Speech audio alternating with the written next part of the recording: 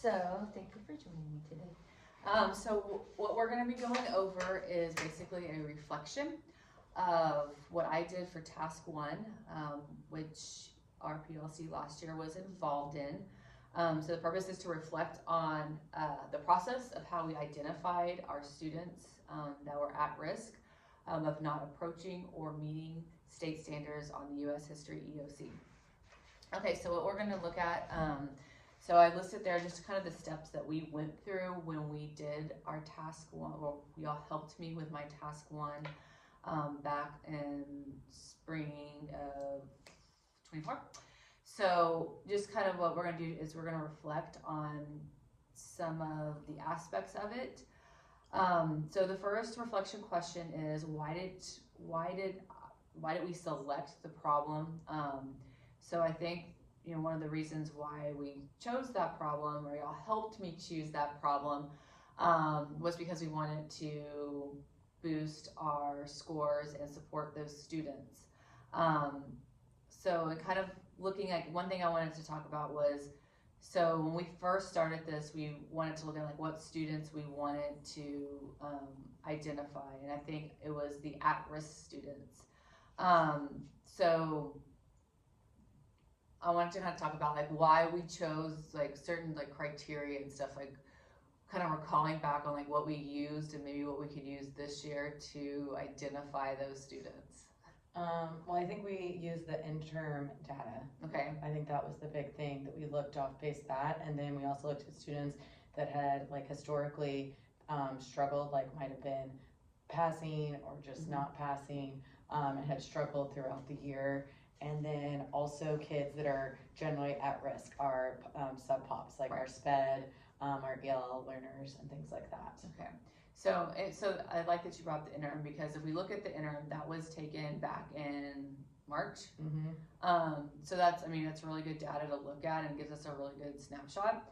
But also like kind of thinking about this year, like moving forward, I know the program, and I'll ask that in just a second, but I know the program went well, and it was received well, and it did help us produce kind of what we wanted. So with that, would it be beneficial for us this year to maybe start trying to identify those students that might be at risk sooner? I think with the data that we have from the DLA, from their scores on just chapter assessments and looking at 6 weeks grades and things like that, we could potentially start a little bit sooner so we had a little bit more time, because I know some of the sessions seem to be a little bit crushed for time. Right, they were quick. It was like a cram sessions more or less.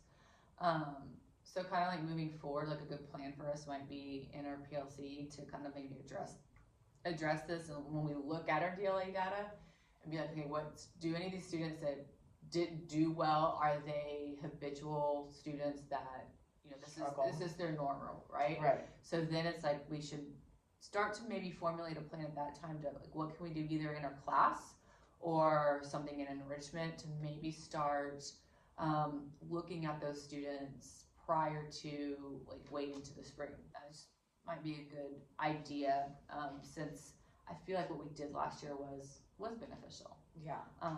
Okay, so all right.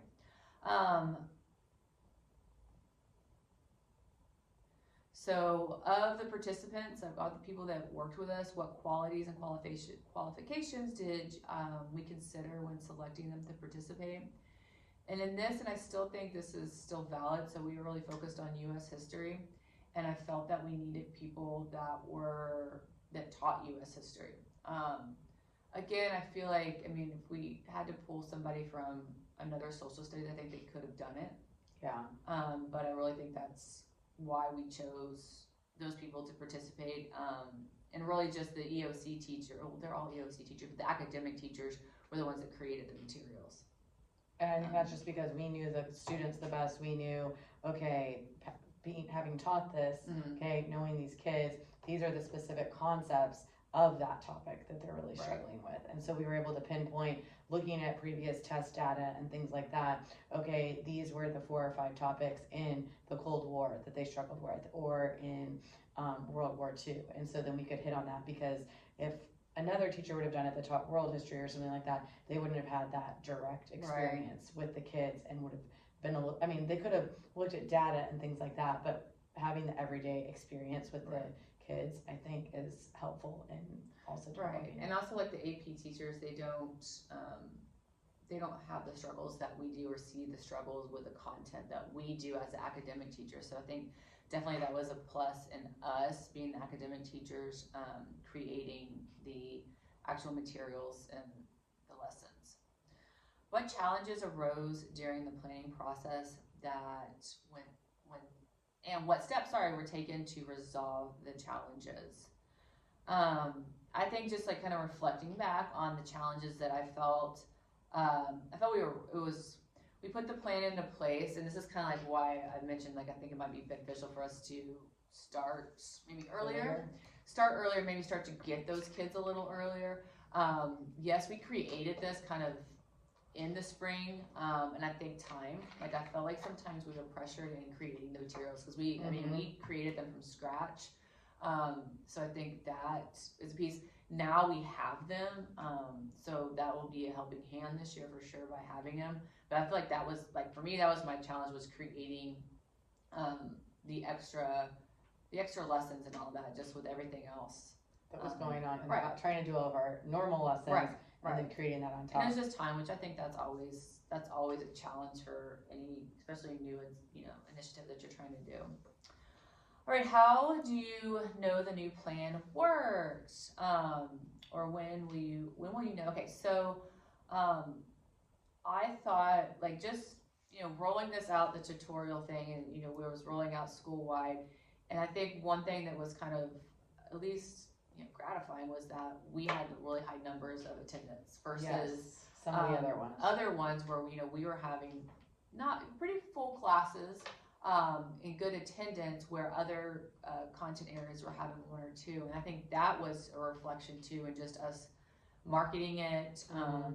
We even had kids that showed up that we hadn't, because we opened it to everyone. And I think that's also a good part too, is to don't exclude anybody, but definitely, try to get those ones that really needed in. And I felt like opening it to other people made them seem like, oh, well, I'm not having to go to this because I'm, seen marked as like struggling. Like, it's, oh, well, they're not going to know if I'm there just because I want to be there, or and so with high school kids, I think it helped kind of ease that a little bit. Yeah, and then it being like after school, that's hard to get students, and I don't know if this year, I don't know, this year trying to get kids to come to Richmond's difficult.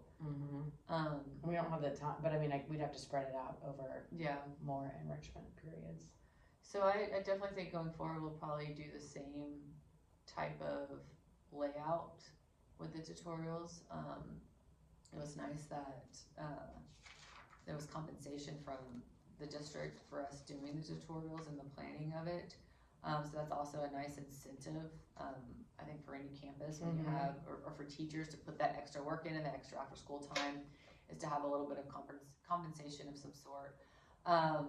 But I do think, like, moving forward, looking at the plan, trying to look at our DLA maybe sometime, either when we get back from, like, even maybe looking at the finals stuff. I don't know if the finals is really an indicator, though, because sometimes I feel like the finals students don't take seriously. They just know what they have to get. So I don't know. I don't know if that's a good indicator. Maybe saying, okay, let's look at our GLA, like, have your GLA scores. Semester averages.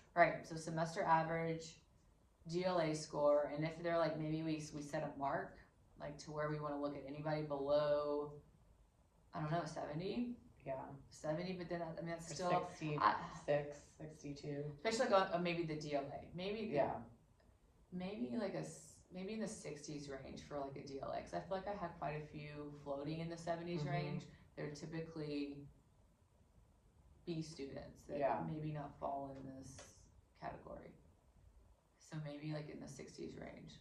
So students that are on that radar, and maybe on the radar of not passing or close to not passing for the 6 weeks. And I think we also kind of know our students too. I mean, you know which ones are going to semester, struggle, right? It's pretty much the same. And I don't know if we do, like, I don't think we roll up the whole tutorial thing, but maybe something that we can kind of brainstorm on, something that we can maybe start implementing during an enrichment time to start kind of getting them understanding that they're kind of on, not, saying, well, this is your grades and we do have this test coming up, and kind of, getting them to start to understand that this is something that they need to, that this is important, that they don't need to blow it off. So, overall, I think what we did for Task 1 was great. I feel like it was beneficial. I think we definitely saw it with our scores this year. Getting 100% on approaches, It's which means huge. which means they passed. So that was that. I really feel like that is, testament to this program and all the things. Right, All because the it was things. like those kids that were struggling, clearly this paid off because they were able to pass. Right. So definitely, I think that was great, and I think moving forward, also, and I know one of our goals too is also to improve our master's scores.